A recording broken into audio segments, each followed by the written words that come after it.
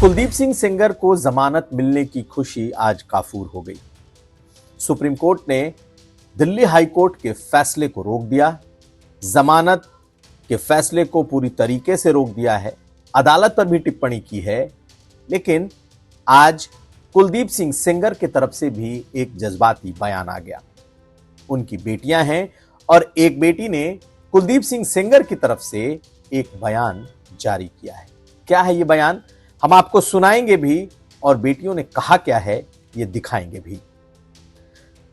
दूसरी तरफ योगी आदित्यनाथ ने एक बार फिर मौज ली है और इस बार रवि किशन के साथ साथ संजय निषाद भी लपेटे में है।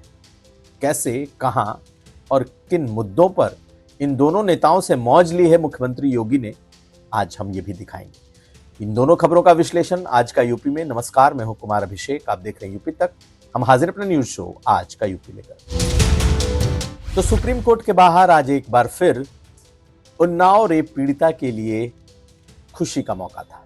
वजह, हाईकोर्ट के फैसले को सुप्रीम कोर्ट ने रोक दिया। सिर्फ रोक ही नहीं दिया, जमानत जो हाईकोर्ट ने दे दी थी उसको निरस्त कर दिया।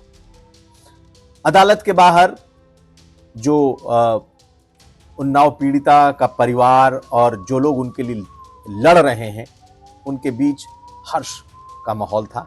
और नेचुरल है, जो एक्टिविस्ट हैं जिन्होंने इस पूरे मुद्दे को अभी तक लड़ा है, ये खुशी दिखनी भी चाहिए। लेकिन दूसरी तरफ आज कुलदीप सिंह सेंगर की दो बेटियों ने अपने पिता का दर्द भी साझा किया है। और कुलदीप सिंह सेंगर ने जो अपनी बेटी ऐश्वर्या सेंगर को बताया, उसको न सिर्फ ट्वीट किया है बल्कि पिता से मिलने के बाद उस बेटी ने उस बात को लिखा भी है। तो देखिए पहले उन्होंने लिखा क्या है। कुलदीप सिंह सेंगर का जो बयान है वो कुछ इस तरीके से है। आज हम मामले में मेरिट्स के गुणदोष पर बहस भी शुरू नहीं कर सके। पीड़िता ने अपने बयान कई बार बदले हैं। उसके द्वारा घटना का समय पहले 2 बजे, फिर 6 बजे और आखिर में 8 बजे बताया गया। एम्स मेडिकल बोर्ड की रिपोर्ट में उसकी उम्र 18 साल से अधिक पाई गई है। उन्होंने आगे कहा कि हमारी गरिमा और शांति हमसे छीन ली गई और यहां तक कि हमारा पक्ष सुने जाने के मूल अधिकार से भी हमें वंचित कर दिया गया। मेरे फोन के कॉल डेटा रिकॉर्डर CDR में दर्ज लोकेशन से स्पष्ट है कि मैं कथित घटना के समय वहां पर मौजूद नहीं था। यह भी सामने आया है कि घटना के कथित समय पर पीड़िता स्वयं फोन कर बात कर रही थी। मैं पिछले 8 साल से न्याय के लिए लड़ रहा हूं, लेकिन शायद मेरे और परिवार के दुखों की कोई कीमत नहीं है। फिर भी न्याय की उम्मीद है। मीडिया से मेरा अनुरोध है कि किसी भी तरह की गलत जानकारी न फैलाई जाए। ये बात कुलदीप सिंह सेंगर की बेटी ने कहा और अपने पिता की तरफ से बकायदा ये एक पूरा का पूरा वक्तव्य रिलीज किया गया है। क्या कहा है उन्होंने बातचीत में,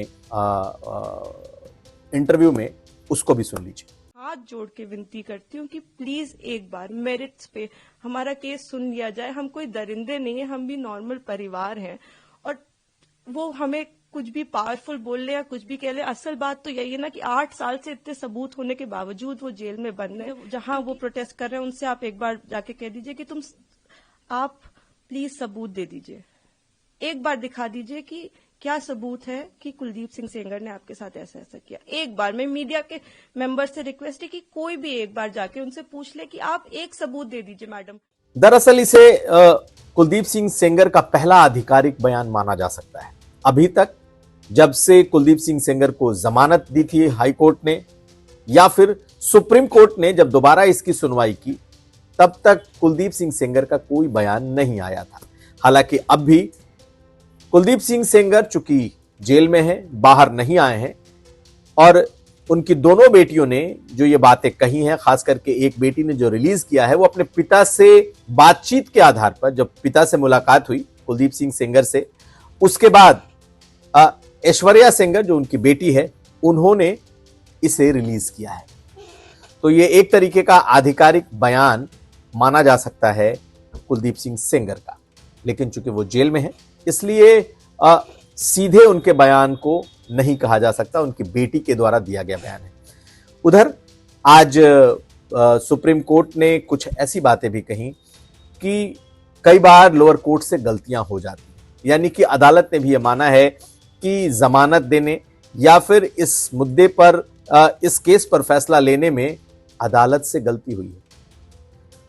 सीबीआई ने भी बकायदा जैसे ही जमानत दी गई, सीबीआई भी हरकत में आई थी और उसने तुरंत दोबारा से सुप्रीम कोर्ट का रुख किया था।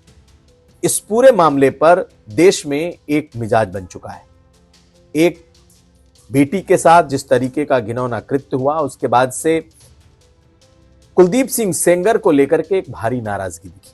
हालांकि सेंगर और उनका परिवार अपने को निर्दोष बता रहा है, लेकिन जिस तरीके से उन्नाव कांड पूरी तरीके से सुर्खियों में है, इस मुद्दे पर राहत की उम्मीद करना बहुत मुश्किल है। इसमें सिर्फ रेप जैसी चीज नहीं है, इसमें उस परिवार में कई मौतें भी हैं। ऐसे में बड़ा आसान अब नहीं होगा कुलदीप सिंह सेंगर के लिए दोबारा से इस मुद्दे पर जजमेंट अपने पक्ष में लेना या फिर अदालत के लिए दोबारा उन्हें जमानत देना। खैर, नजर रहेगी, क्योंकि पीड़िता के का जो पक्ष है वो मजबूती से उस जो वकील हैं और खासकर के जो एक्टिविस्ट हैं उन्होंने रखा है। अब देखना यह है कि आने वाले वक्त में होता क्या है। लेकिन चूंकि कुलदीप सिंह सेंगर की 2 बेटियां हैं, अब वो भी एक तरीके से इस लड़ाई में इमोशनल तौर पर वो भी कूद पड़ी है। आगे की लड़ाई कैसी होगी, इस पर हमारी नजर रहेगी।